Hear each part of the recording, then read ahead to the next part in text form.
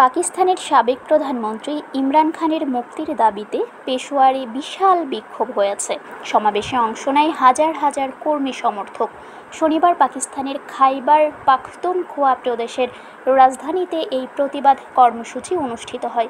এতে যোগদান ইমরানের বোন আলেমা খানও। সমাবেশে কারাবন্দী পিটিআই নেতার বিরুদ্ধে সব মামলা প্রত্যাহারের দাবি জানান সমর্থকরা।